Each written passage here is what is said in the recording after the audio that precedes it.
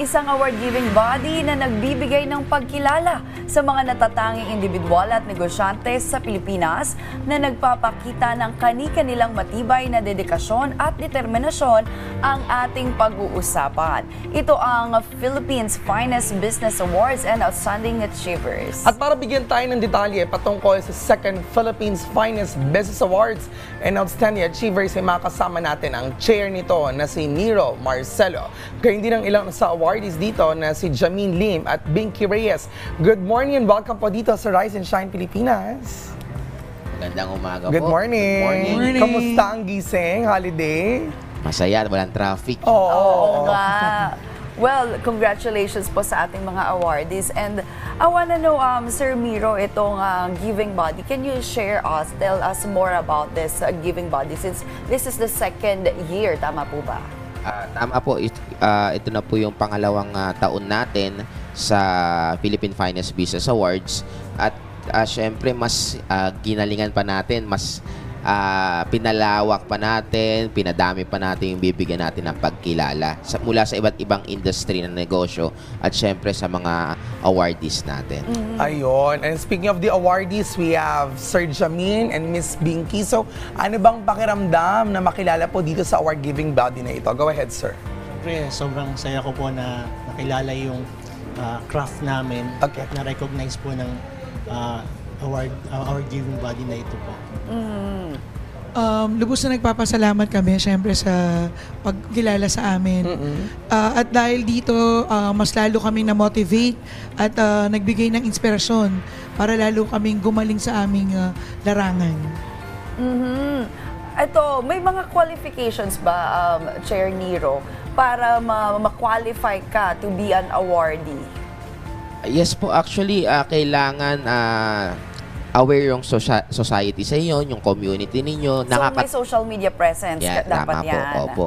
Kailangan yung sa community, nakakatulong din po tayo. Hindi pwedeng puro kita lang. And of course, dapat kumikita yung negosyo. Yun po yung ilan sa mga qualifications natin. And then, of course, sasalain po yan ang ating committee. And then, i-research pa sila, pag-aaralan, until makita na natin kung sino nga ba yung mga paparangalan po natin. Ayun. And based on the qualification, syempre, naging award din natin sila Sir Jameen at si Miss Binky. Ano bang mga hamon ang yung pinagdaanan bago kayo makarating dito sa pagkilalang ito? Go ahead, Sir Jameen. Yung mga naging hamon namin sa negosyo namin, sa amin kasi photo and video service.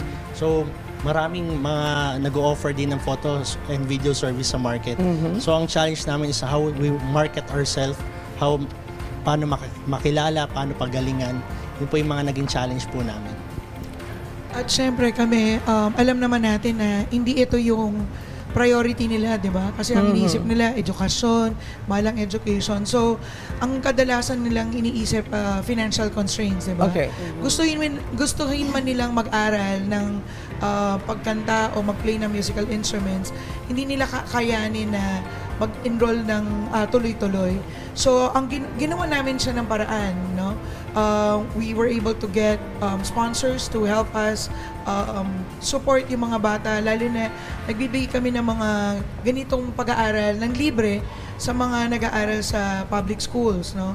At meron din kaming ginawang proyekto na isinama namin yung mga kids with special needs. So yung mga bata kasi naakala nila pagka you're in a spectrum of autism, hindi na Wala sila na, oo. hindi na sila natuturuan, hindi sila ganun ka-functional. Dito sa Voice Academy, pinakilala namin na wala kaming sinisino. 'Di ba? Lahat may pera, wala, normal o mayroon man kondisyon, lahat 'yun ay binibigyan namin ng importansya. And at the same time, kadalasan kasi ng mga estudyante, isa pa naming concern is maraming gusto mag-aral pero nalalayuan. So ginawa namin, we are very much available sa virtually.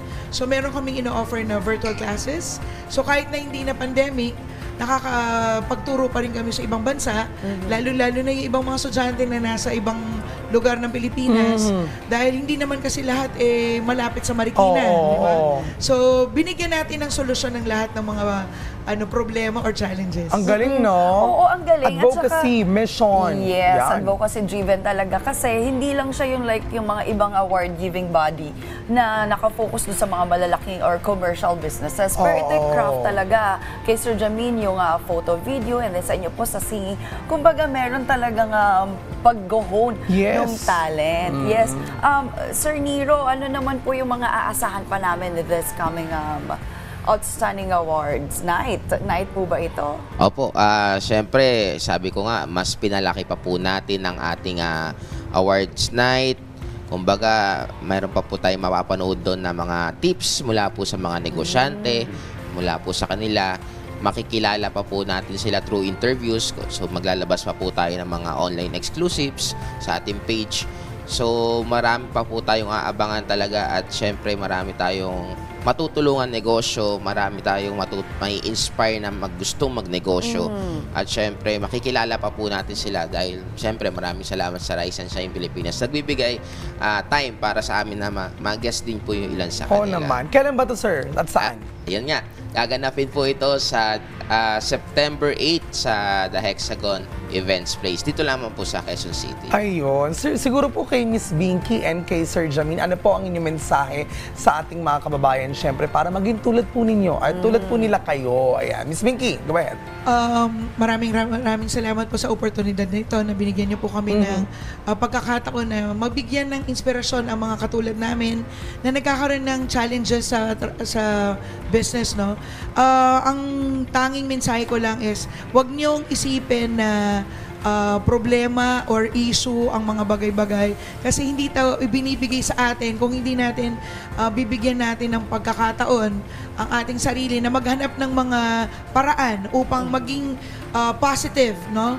Hindi porket may problema, wala na tayong gagawing solusyon. So, lahat ng challenges ay ginagawa naming inspirasyon para lalo maging magaling sa larangan na ito. So, keep on fighting. Ayun. Thank you for Pray inspiring hard. us, Miss Yeah. Binky. Thanks. Sir Jamin, go Sa akin ahead. siguro ang mabigay ko pong advice is sipagan pa po natin. Especially, i-mold natin yung craft natin, attend tayo ng mga workshops, and at the same time, patuloy nating galingan pa po and do some research, innovate po para kahit pa paano maging advance po tayo sa iba. Yun, galing no. Ang ganda ng tips na yun, inspiring message. Thank you very much po sa pagbibigay ng oras sa amin dito sa Rise and Shine Pilipinas, Mr. Nero Marcelo, the chairperson of the Philippines Finest Business Awards and Outstanding Achievers, at ang mga awardees na sina Mr. Jamin Lin and Binky Reyes. Again, thank you very much po. Thank you so much.